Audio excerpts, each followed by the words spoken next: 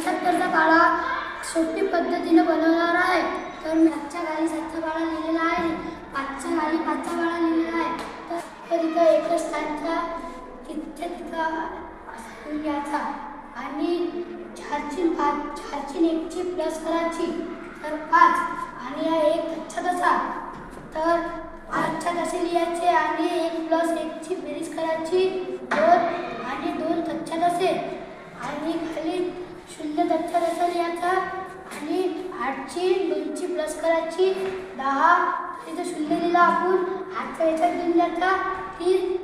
तर इथे 5 कच्चा तसे 5 कच्चा तसा आणि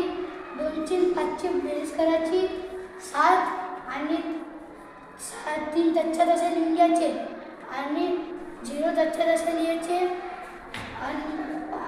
2ची 3ची प्लस करायची 5 4 कच्चा तसे लिहून घ्यायचे आणि 5 कच्चे तसे लिहायचे 3 आणि 9ची प्लस करायची 12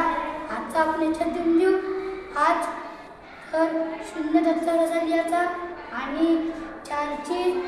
6ची प्लस करायची 10 0 लिहून टाकायचा आणि 1 याच्यात देऊन द्यायचा 6 आणि 5 कच्चे तसे लिहायचे आणि 4ची 3ची प्लस करायची